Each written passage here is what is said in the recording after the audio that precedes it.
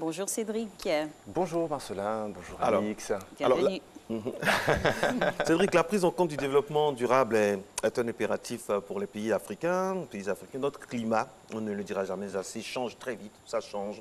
On se demande mais pourquoi il pleut là, pourquoi il y a du soleil là. Alix et moi, quand on vient le matin, on est très bien placés pour le savoir.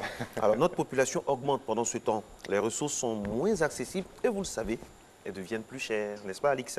Exactement, mais voilà comment organiser les échanges entre les populations et ces experts.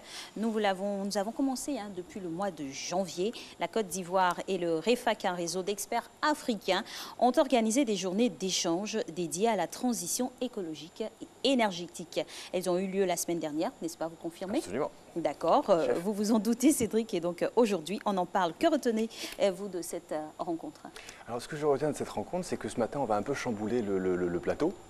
Parce que chambouler le plateau, absolument, des orages, de la lumière, tout. On maintient les couleurs.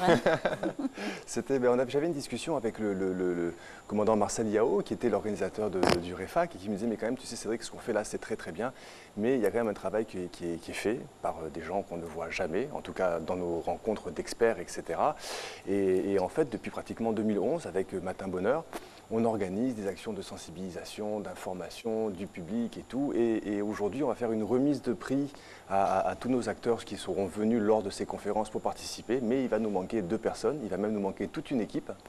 Il va nous manquer Marcelin, il va nous manquer Alix, il va nous manquer Félicité, Christelle, Madame Zélika, Anissé, etc. Donc toutes les personnes qui constituent le plateau de Matin Bonheur.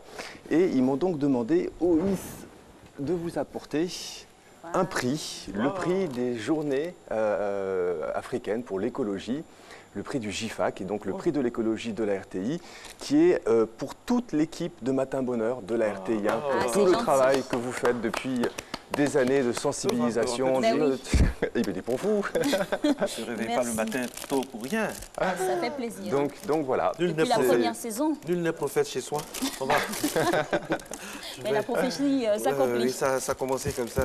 Je peux, c'est... Allez-y. Si. Au nom de la rédactrice en chef, Zélika Eura, et à mon nom personnel et au nom de tous les acteurs qu'on voit ou qu'on ne voit pas, je vous dis merci. Absolument. Merci du fond du cœur. C'est un sacerdoce. Se lever très tôt le matin comme ça et ça nous touche énormément. Exactement. Ça nous touche énormément et nous allons donner ce prix-là normalement à notre hiérarchie qui également par notre modeste voix vous dit merci. Merci beaucoup. Merci infiniment. Mais en fait, moi, je n'ai rien à voir dans ça. Ce sont les organisateurs. Vous nous avez eu là. Au fait, il a fait ça pour relais. faire en sorte qu'on n'a même plus la force de poser les questions qui vont l'embêter un peu. On va continuer. Je mets ça là comme ça. Oh là là. Voilà. Dédie ça. On va faire comme dans les awards.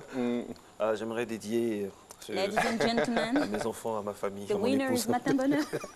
Merci infiniment. C'est important parce que vous imaginez, Marcelin, quand même. Merci infiniment. On était en 2011, la première fois qu'on avait commencé ça. On avait la grande réunion mondiale du changement climatique qui avait lieu en Afrique. On avait voulu sensibiliser, former. Au studio A là-bas au début. On se débattait avec les projecteurs. Exactement. Et puis 8 ans plus tard, quelle constance. Voilà, vous continuez, vous donnez le temps. Il y a plein de choses qui sont faites en dehors du travail qu'on fait nous. Il y a Matin Bonheur, il y a aussi tout le travail que fait la RTI. Donc vraiment, merci infiniment pour ce travail de sensibilisation que vous faites tous ensemble et que vous faites si bien avec un si beau sourire. Ça ne va pas nous empêcher de vous poser quand même des questions un peu difficiles. Et continuer sur la même question. Alors, revenons à notre question. Alors, qu'est-ce que vous retenez de ces rencontres-là? Alors, c'était vraiment extrêmement intéressant. On vous a préparé un petit élément vidéo, mais on va remettre un petit peu le contexte. Vous connaissez nos problèmes de changement climatique, de développement durable, etc. Et puis on dit toujours l'Afrique est à la traîne. Non, l'Afrique n'est pas à la traîne. Nous avons des experts qui sont parfaitement au fait de différentes choses. Nous avons des difficultés à le mettre en place, des difficultés de moyens financiers, de moyens technologiques, parfois même de compréhension avec les acteurs économiques ou avec les populations. Mais le plus important, c'est que les solutions existent et elles existent pour de bon. Et quand on fait ce genre de manifestation, ça permet aussi de travailler sur l'agroécologie, sur l'énergie, sur la foresterie. Donc tous les thèmes qui intéressent les populations ont véritablement été abordés. Et ce qu'on a essayé de faire dans un premier temps, c'est de vous préparer un petit élément de restitution vidéo, parce qu'il y a des choses très importantes qui ont été dites. C'est ça, j'ai bien conjugué. Et c'est notre premier élément vidéo à lancer ce matin avec les animateurs qui ont organisé tout ça. Donc on va pouvoir le voir tout de suite maintenant. C'est parti. C'est parti. En cérémonie d'ouverture, le directeur exécutif du REFAC a touché du doigt divers secteurs de l'économie pour lesquels les solutions rapides et efficaces doivent être apportées. L'ambassadeur de Chine en Côte d'Ivoire a pour sa part montré les efforts de son pays pour réduire ses émissions de gaz à effet de serre. La Chine a promis de réduire de 60 à 65% de son émission de CO2 par unité de PIB d'ici 2030, preuve de la responsabilité qu'elle est prête à assumer en tant qu'une grande puissance en développement. 18 organisations non gouvernementales, dont le Fonds mondial pour la nature, ont noté dans un rapport que l'objectif de réduction que la Chine s'est fixé a déjà dépassé la part qu'elle devrait assumer selon le principe de l'équité. Face aux conséquences de la dégradation de l'environnement et du changement climatique, le ministre ivoirien de l'Environnement et du Développement durable appelle à mutualiser les efforts des acteurs africains et internationaux autour des politiques sectorielles pour des solutions efficaces et durables. Mesdames et messieurs, les manifestations des changements climatiques et leurs effets pervers sont bien connus de tous. Il ressort de toutes les rencontres internationales et nationales qu'il faut agir maintenant, main dans la main, afin de contrer ces aléas climatiques qui deviennent de plus en plus délétères pour nos économies, notre environnement et la santé de nos populations. L'occasion de ce rendez-vous africain a par ailleurs permis aux acteurs d'établir et de consolider de nouvelles opportunités de green business. La cérémonie de clôture a donné lieu à la remise des awards de l'écologie africaine aux structures identifiées comme acteurs majeurs dans la promotion de l'économie verte et la lutte contre le changement climatique. Et voilà un résumé en tout cas de ce qui s'y est passé lors de ces journées de rencontre là sur le climat. Et alors le ministre a encouragé les acteurs à partager leurs efforts et leurs connaissances. Vous pouvez, que pensez-vous? Nous y arriverons? Nous y arriverons. De toute façon, on n'a pas le choix. On est bien obligé d'y arriver. Et c'est pour ça justement qu'on a besoin de ce type de rencontres. On a besoin que ces rencontres aient même beaucoup plus de portée, parce que là, ça s'est passé à Abidjan. On se rend compte qu'en plénière, on a toujours beaucoup de monde, mais dès qu'on rentre dans les ateliers thématiques, on est toujours entre professionnels, entre enseignants-chercheurs, entre opérateurs économiques, etc. Et en fait, on a besoin que ces événements existent, mais on a aussi besoin qu'ils puissent aller à l'intérieur du pays, qu'on puisse vraiment porter ces informations au plus près des populations.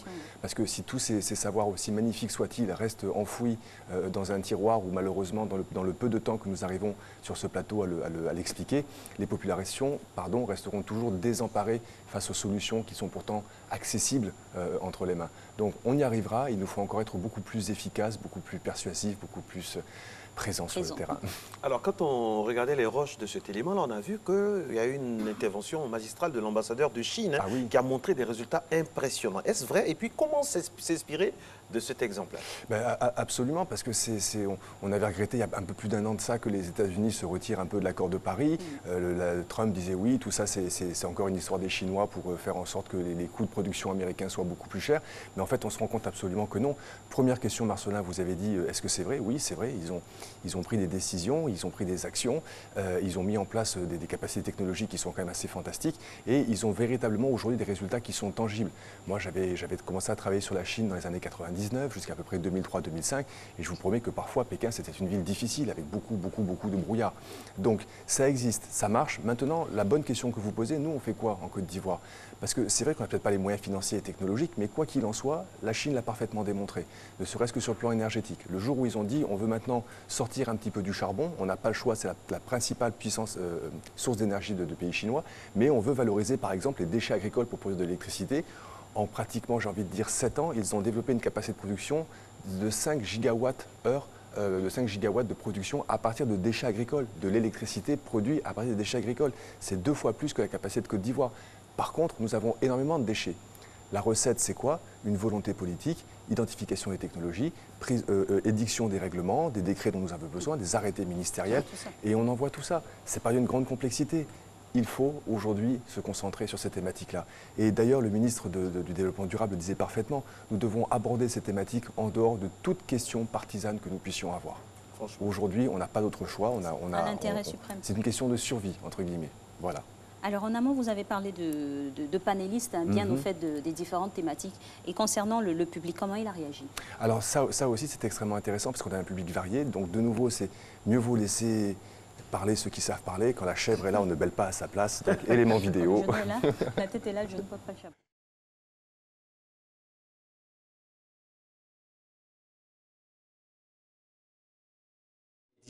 Des journées africaines de l'écologie et du changement climatique, il faut noter que plusieurs décisions ont été prises par nos décideurs et que nous souhaiterons que ces décisions-là ne restent pas dans les tiroirs, mais que des actions soient menées effectivement sur le terrain. Et pour cela, nous devons mettre l'accent sur la recherche, par le financement des projets de recherche, pour que d'ici l'horizon 2030, nous puissions avoir les premiers résultats perspectives sur le terrain pour le bien-être de nos populations. Mes attentes au sortir de cette cérémonie de GIFAC, il faudrait déjà que l'État ivoirien prenne en compte tout ce qui a été dit dans les différents panels de cet événement, parce qu'il y va de la sécurité écologique de la Côte d'Ivoire.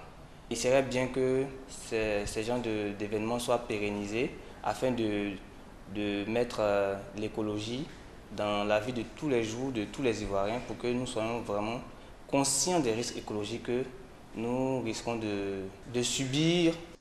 Nous avons désormais compris que l'Afrique dispose des moyens et des outils pour lutter véritablement contre le changement climatique.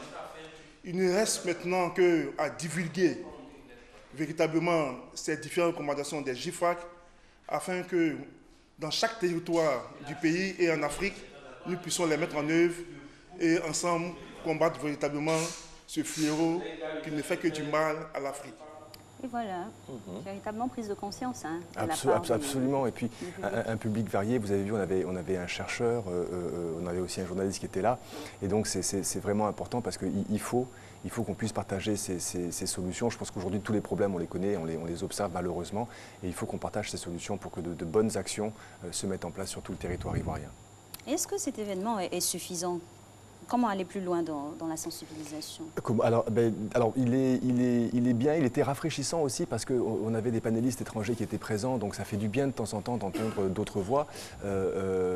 C'est nécessaire par rapport à la démonstration. Il y avait un opérateur économique français, par exemple, qui disait, voyez, nous en 2015, voici le profil de l'entreprise que nous avions, voici les résultats économiques que nous avions. Nous avons décidé de nous engager dans cette grande transition énergétique.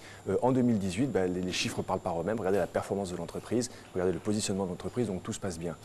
Donc là, il y a une vraie valeur ajoutée qui se met en place. Donc il faut vraiment rentrer dedans. Votre question, c'était, est-ce suffisant? Donc à peu près ce qu'on disait en entame, ça ne sera jamais assez suffisant parce que c'est vrai que là, on a pu, la première journée, sensibiliser beaucoup de professionnels, beaucoup de jeunes, mais dès qu'on rentre en atelier thématique, on se rend compte que c'est vraiment ceux qui ont besoin de l'information qui viennent, ou plutôt ceux qui sont des créateurs de cette information. Donc il faut impérativement qu'on arrive à trouver des stratégies pour le vulgariser, pour le diffuser en milieu rural, et c'est ça pour nous qui sera le plus important. Voilà. Des solutions concrètes sur le terrain. Alors, dans ce même condensé de cahier d'un retour au pays de l'environnement, alors quels étaient pour vous les thèmes les plus prégnants, les plus importants? Les thèmes les plus en plus, c'est rassurez-vous, parce qu'on a tout enregistré, on a tout filmé, on va profiter justement de notre mois pour restituer chacun de ces thèmes. Il y avait des éléments très intéressants en matière énergétique. Par exemple, un opérateur disait, chiffre à l'appui, il faut qu'on arrête de nous dire que le solaire c'est cher. C'était vrai il y a une dizaine d'années, aujourd'hui le solaire n'est plus cher. Donc ce sont des solutions d'énergie dont la Côte d'Ivoire et d'autres pays africains peuvent s'inspirer, entre guillemets, et donc il faut arriver à déployer ça. On avait aussi, donc, sur les thèmes de l'agroécologie, entre guillemets, on a des personnes qui sont arrivées en montrant pertinemment des différentes solutions, en disant, vous savez, c'est vrai qu'on a des stratégies où on prend des engrais chimiques, on prend des pesticides chimiques, et on a fait ça parce que dans l'ancien temps, c'était tout ce qu'on avait pour être capable de lutter d'améliorer la production et de lutter contre les ravageurs, contre les agresseurs de nos plantes. Mais aujourd'hui, on se rend compte, avec quelques démonstrations qui se mettent en place, qu'il y a d'autres stratégies de fertilisation, d'autres stratégies de pesticides, entre guillemets. On a aussi eu des discours très intéressants de la part de la Banque africaine de développement sur la croissance verte. Et c'est extrêmement intéressant de se rendre compte que justement la BAD a une parfaite vision de ce qui se passe, a une parfaite vision des solutions à mettre en place, et que finalement la seule chose que la Banque africaine de développement attend, c'est que les États se présentent devant elle en disant, voilà, moi j'ai des plans d'action qui sont de cette nature-là, je veux arriver à implémenter ce genre de solutions, à mettre en œuvre ce genre de solutions. Donc nous, disait la BAD, venez nous voir avec des projets qui soient concrets, qui soient bancables, qu'on puisse financer, et l'État et la BAD accompagnera les États. Et maintenant, une question qu'on peut se poser aussi, c'est que finalement, on n'a pas vu d'opérateurs, plutôt de banques d'investissement, dire qu'est-ce qu'on peut faire ou comment nous allons accompagner le secteur privé, comment nous pouvons accompagner les coopératives. C'est peut-être la seule chose qui nous aura manqué lors de cette rencontre. Merci infiniment. Et en tout cas, c'est un travail de longue haleine, c'est progressivement que les choses vont changer. C'est comme ce que vous avez fait depuis plusieurs années et qui justifie le magnifique prix que vous avez reçu ce matin. Merci Cédric. Merci à vous. Alors, merci beaucoup. Merci. Je suis ému encore ému. C'est mieux, Ayo. Très ému. Non, mais c'est tout à votre honneur, hein, parce que bon, c'est vous qui avez démarré ces échanges avec Cédric depuis lors, jusqu'à toutes les saisons. Ils n'étaient pas aussi blancs. Hein. Les cheveux n'étaient pas aussi blancs. Il n'y avait pas de petits c'est l'usure du temps. J'avais pas aussi de duvet blanc. L'eau a coulé sous le ça fait plaisir. Quand on se regarde, on imagine ce qu'on a traversé. Faut arriver à là. Absolument. Merci Comment Cédric. Allons seulement, on continue. Merci Oui, Cédric, parce que vous vous donnez un air de fraîcheur à ce plateau, au sens propre comme au sens figuré. Puis l'environnement, ça fait partie de toutes les chaînes de télévision devraient vraiment avoir un créneau environnement. C'est d'ailleurs ce que me disait aussi le commandant Yao en disant qu'il fallait qu'on remette ce prix à la RTI. C'est que oui, ce travail n'est pas fait, n'est pas assez fait et vous le faites régulièrement et merci beaucoup à toute l'équipe de Matin Bonheur, ceux que l'on voit bien sûr, mais surtout ceux que l'on ne voit pas, qui sont derrière le plateau, qui sont derrière les machines là-haut. Tous les techniciens, tous ceux qu'on appelle communément les soldats du matin. C'est ça. Ça fait plaisir. Christelle Akoussa, c'est notre prix. Hein, c'est notre prix. Félicité Soro, Kadi Fadiga, qui était là l'année passée. Absolument. Zélie Kaoura, Eva Amani, Nessindri. Exactement. C'est toute la famille, Sissé Ibrahim, Anassé, voilà, tout le monde, Madame Dendane. Vraiment, il y a toujours quelque chose. Comme on le dit en Afrique, c'est pour nous. C'est pour nous, c'est pour nous. On va célébrer ça avec la rédactrice en chef actuelle. On va célébrer ça comme cela se doit. Vraiment, merci beaucoup. Merci beaucoup. Nous dédions ce prix à monsieur le directeur général de la RTI qui, j'imagine, sera très, très, très heureux d'avoir ce prix dans son bureau. Pourquoi pas? En tout cas, ce qui est sûr, ce sera bien. Merci beaucoup. Merci, excellente journée à tous les deux. Merci, merci. À la semaine prochaine.